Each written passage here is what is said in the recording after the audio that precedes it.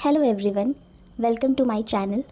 आज की वीडियो में हम डिस्कस करेंगे थ्योरीज़ ऑफ इंटेलिजेंस।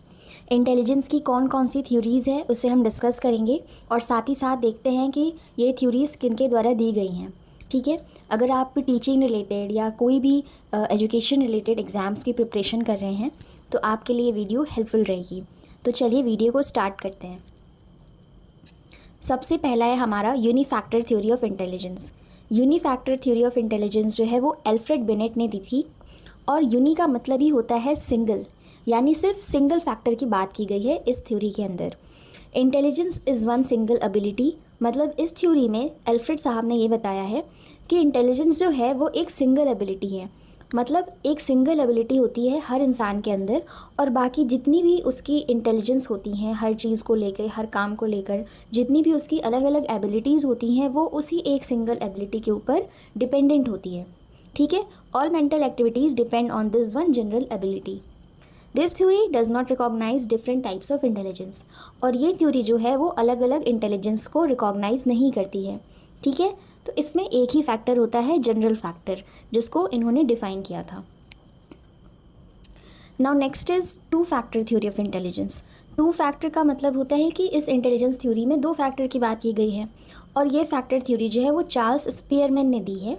और इसमें ये दो चीज़ों के बारे में बात करते हैं, जो कि एक है आपका जनरल फैक्टर यानी जी, और फिर स्पेसिफिक फैक्टर यानी कि एस। जनरल फैक्टर जो होता है ये माना जाता है कि ये यूनिवर्सल मेंटल एनर्जी होती है जो हर इंसान में होती है और ये आपके एवरीडे टास्क हो गए और कॉग्निटिव टास्क हो गए, छोटी मोटी चीज़ें करना, कैलकुलेशन करना या चीज़ों को समझना, ये सारी चीज़ें जो है ये जनरल एबिलिटी होती है जो हर इंसान में होती है। तो एक जनरल फैक्टर होता है। इसके अलावा इन्होंने रिकॉग्नाइज़ किया है स्पेसिफिक फैक्टर्स को। स्पेसिफिक फैक्टर्स जो होते हैं वो एक यूनिक एबिलिटी होती है जो हर इंडिविजुअल के अंदर होती है। मींस हर इंडिविजुअल, कोई इंडिविजुअल किसी काम में अच्छा होता है, कोई इंडिविजुअल किसी काम में अच्छा होता है, तो हर इंडिविजुअल के अंदर अलग अलग स्पेसिफिक फैक्टर्स पाए जा सकते हैं। तो इन्होंने दो फैक्टर्स की बात की है, इसीलिए इसका नाम टू फैक्टर थ्योरी है।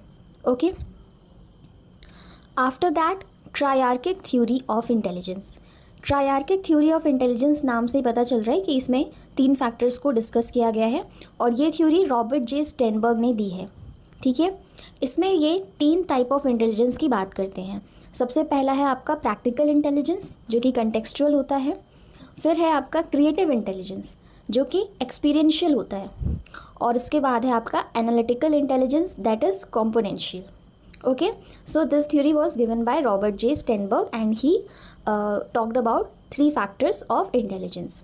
और ये आपका PCA एक मेथड है, आप इसको याद करने के लिए यूज़ कर सकते हैं। P for practical, C for creative and A for analytical. इसके बाद है आपका multi factor theory of intelligence. Multi factor theory of intelligence जो है वो थॉर्नडाइक ने दी है, एडवर्ड एल थॉर्नडाइक इनका पूरा नाम है। और ये जो है ये इंटेलिजेंस को सिर्फ किसी एक या दो फैक्टर्स से नहीं देखते थे, इन्होंने बहुत सारे फैक्टर्स दिए हैं और इनके अकॉर्डिंग जो है आपका इंटेलिजेंस वो तीन तरह का होता है, जैसे कि एब्स्ट्रैक्ट इंटेलिजेंस, कॉन्क्रीट इंटेलिजेंस और सोशल इंटेलिजेंस। ठीक है, he rejected the idea of a single universal general intelligence. मतलब इन्होंने सिर्फ एक सिंगल इंटेलिजेंस होना जिसको जी फैक्टर कहते हैं, जनरल एबिलिटी, इस चीज़ को उन्होंने रिजेक्ट कर दिया। इस आइडिया को वो नहीं मानते थे। उनके अकॉर्डिंग हर इंसान में मल्टी फैक्टर्स हो सकते हैं, मल्टी फैक्टर्स ऑफ इंटेलिजेंस पाए जा सकते हैं। और इनके कुछ एट्रीब्यूट्स भी हैं इनके थ्योरी के, जो कि है लेवल, रेंज, एरिया और स्पीड। ठीक है, now the next theory is group factor theory of intelligence. Group factor theory of intelligence जो है वो लुईस थर्स्टन ने दी है और इनके मुताबिक इंटेलिजेंस जो है वो एक सिंगल जनरल एबिलिटी नहीं है, बल्कि वो कॉम्बिनेशन है 7 इंडिपेंडेंट प्राइमरी मेंटल एबिलिटीज़ का।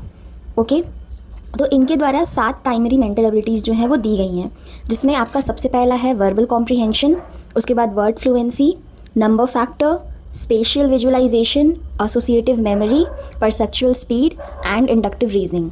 तो ये 7 तरह की मेंटल एबिलिटीज़ होती हैं जो हर इंसान में पाई जा सकती हैं, ये इनके द्वारा बताया गया है इस थ्योरी में। तो इन्होंने अपनी थ्योरी में ये कहा है कि इंटेलिजेंस जो है वो जनरल एबिलिटी, एक सिंगल जनरल एबिलिटी नहीं होती है, बल्कि 7 प्राइमरी मेंटल एबिलिटीज़ का कॉम्बिनेशन होता है। Okay, now next is theory of multiple intelligence जो कि हॉवर्ड गार्डनर ने दी है। और थ्योरी ऑफ मल्टीपल इंटेलिजेंस में इंटेलिजेंस को एक सिंगल एबिलिटी नहीं कंसिडर किया गया है, जबकि उसे मल्टीपल टाइप्स का बताया गया है। इन्होंने ये बोला हॉवर्ड गार्डनर ने कि इंटेलिजेंस जो है वो फिक्स्ड सिंगल कोई मेंटल कैपेसिटी नहीं है जिसको आप किसी आईक्यू टेस्ट से मेजर कर लें। ठीक है, इन्होंने जबकि ये बताया है कि हर ह्यूमन में जो होती हैं एटलीस्ट 8 तरह की इंडिपेंडेंट टाइप्स ऑफ इंटेलिजेंस पाई जा सकती हैं। और वो 8 तरह की इंटेलिजेंस क्या हो सकती हैं? सबसे पहला है आपका लिंग्विस्टिक इंटेलिजेंस, जो कि आपकी लैंग्वेज से रिलेटेड होता है, भाषा से रिलेटेड होता है। उसके बाद है आपका लॉजिकल मैथमेटिकल इंटेलिजेंस, जो कि आपकी रीजनिंग से रिलेटेड है, मैथ्स की नॉलेज से रिलेटेड है। उसके बाद है स्पेशल इंटेलिजेंस, जो कि आपकी इमेजिनेशन पावर, ड्राइंग, पेंटिंग, इन सारी चीज़ों से रिलेटेड होता है। उसके बाद म्यूज़िकल इंटेलिजेंस, ये म्यूज़िक से रिलेटेड होती है। उसके बाद है बॉडीली काइनेस्थेटिक इंटेलिजेंस, जो कि आपकी बॉडी, हैंड मूवमेंट्स, इससे रिलेटेड जो इंटेलिजेंस की कैपेसिटी होती है, शक्ति होती है हर इंसान में, वो इसके अंडर आती है। उसके बाद है इंटरपर्सनल इंटेलिजेंस। इंटरपर्सनल इंटेलिजेंस में आप जैसे 2 लोगों की बात करें, 2 लोग आपस में बातचीत कर रहे हैं, वहाँ एक दूसरे की बातों को समझना, वो चीज़ें जो कम्युनिकेशन करना, ये सारी चीज़ें जो होती हैं, ये इस तरह की जो इंटेलिजेंस है वो इसके अंडर आती है। इसके बाद है इंट्रापर्सनल जो होती है वो खुद से रिलेटेड होती है, आप अपने थॉट्स को, अपने विचारों को किस तरह से समझ रहे हैं, वो इसके अंडर आती है। और लास्ट है आपका नेचुरलिस्ट इंटेलिजेंस। नेचुरलिस्ट इंटेलिजेंस जो है वो नेचर से रिलेटेड है, कि आप नेचर की चीज़ों को, एनवायरनमेंट को कितने बेहतर तरीके से समझ पा रहे हैं, जान पा रहे हैं, वो इसका हिस्सा है। तो ये 8 टाइप्स ऑफ इंटेलिजेंस हैं जो इन्होंने अपनी थ्योरी में बताई हैं। ठीक है, now next is crystal and fluid intelligence, जिसे हम कैटल हॉर्न कैरल थ्योरी के नाम से भी जानते हैं। क्रिस्टल और फ्लूइड इंटेलिजेंस जो है वो रेमंड कैटल ने दी है, और इसमें इन्होंने 2 तरह के इंटेलिजेंस की बात की है, जिसमें सबसे पहला है फ्लूइड और दूसरा है क्रिस्टलाइज्ड। तो फ्लूइड इंटेलिजेंस क्या होता है? फ्लूइड इंटेलिजेंस जो होता है वो एक प्रॉब्लम सॉल्विंग और रीजनिंग से रिलेटेड जो इंटेलिजेंस की पावर होती है, जो कि बच्चों में धीरे धीरे इंक्रीज़ करती है विद एज, लेकिन जैसे जैसे वो अडल्टहुड की तरफ जाता है, ऐसा माना जाता है कि फ्लूइड इंटेलिजेंस जो है वो डिक्रीज़ करने लगती है। ठीक है, और ये अडेप्ट करता रहता है। फ्लूइड इंटेलिजेंस जो होता है, इंसान जो चीज़ें सीखता है, जो चीज़ें वो अडेप्ट करने लगता है नई सिचुएशन के अकॉर्डिंग, वो फ्लूइड इंटेलिजेंस का पार्ट है।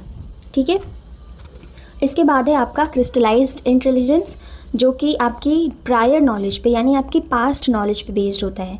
आपने अपने पास्ट एक्सपीरियंसेस से क्या सीखा है अपनी लाइफ में, और क्या क्या नॉलेज गेन किया है, उसके ऊपर ये बेस्ड होता है।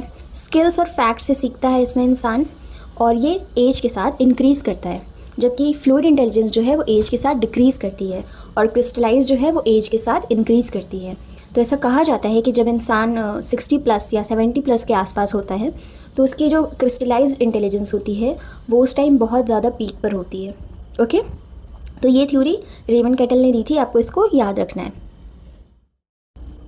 Now next is structure of intellect model.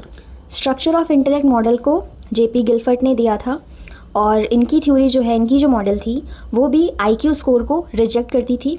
मतलब इनके अकॉर्डिंग भी इंटेलिजेंस जो है वो बहुत सारे इंडिपेंडेंट एबिलिटीज़ का कॉम्बिनेशन होता है, ना कि कोई एक आईक्यू टेस्ट के बेसिस पे आप किसी के इंटेलिजेंस को माप सकते हैं, मेजर कर सकते हैं अकॉर्डिंग टू हिम। और represented as a 3D cube, मतलब जो इनका मॉडल था उसे इन्होंने एक 3D क्यूब के फॉर्म में रिप्रेजेंट किया, जिसमें उन्होंने बहुत सारी मेंटल एबिलिटीज़ को डिफ़ाइन किया है, और इन्होंने up to 80 distinct intellectual abilities जो हैं वो 3 डायमेंशंस के बेसिस पे इस 3D क्यूब में शो किया है। ठीक है, तो ये SOI मॉडल जो है वो काफ़ी फेमस मॉडल है इनका, जिससे एग्जाम्स में क्वेश्चन पूछे जा सकते हैं। तो आपको इनका नाम जो है वो याद रखना है कि ये जेपी गिलफर्ट ने दिया था। Okay, so that's all for the video. I hope you like the video. अगर आपको वीडियो अच्छा लगा तो please like and share and subscribe to my channel. Thank you.